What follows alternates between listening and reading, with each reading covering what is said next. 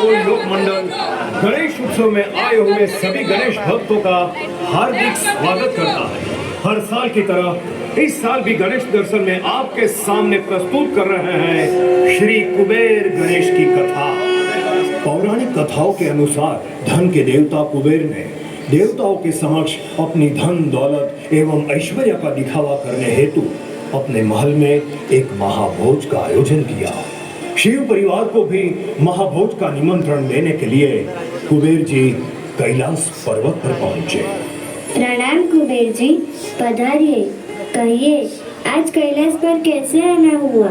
हे माते, मैंने अपनी अलका नगरी के महल में एक महाभोज का आयोजन किया है, जिसके लिए मैं शिव परिवार को न्योता देने आया हूँ। आप मेरा न्योता स्वीकार करें माँ। कुबेर जी, इन दिनों व्यस्तता के कारण हम महाभोज में नहीं आ पाएंगे, किंतु बालक गणेश महाभोज में अवश्य पधारेंगे।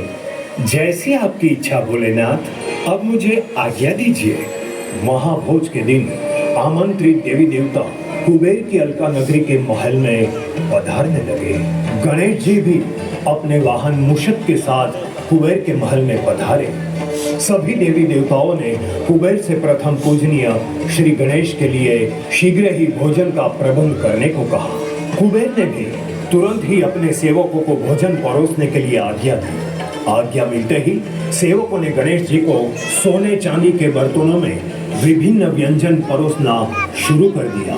गणेश जी भी स्वादिष्ट व्यंजन देखकर बोले, आहा, जलेबी, लड्डू, मोदक, खीर और पेड़े भी है। आहा, बहुत ही स्वादिष्ट भोजन लग रहा है। अब मैं भोजन प्रारंभ करता हूँ। भोजन शुरू करते ही गणेश जी ने सारा भोजन पल भर में समाप्त कर दिया। गणेश जी को दोबारा भोजन परोसने पर भी उनकी भूख शांत नहीं हुई। भूख की वजह से क्रोधित होकर उन्होंने खाली बर्तनों को खाना शुरू कर दिया, जिसे देखकर कुबेर जी भयभीत हो गए और दौड़े दौड़े माता पार्वती के पास जाकर बोले, हे जगत जननी, हे माँ, बालक गणेश की भूख शांत ही नहीं हो रही है।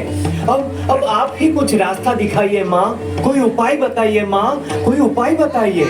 कुबेर जी, आप इतने बड़े सामर्थ्यवान होकर भी मेरे बाल गणेश की भूख शांत नहीं कर सके, फिर आपका सामर्थ्य किस काम का? ये लीजिए कटोरी चावल, इसे मेरे पुत्र गणेश को खिला देना, तुरंत ही उसकी भूख शांत हो जाएगी। तुम कहाँ चले गए थे कुबेर?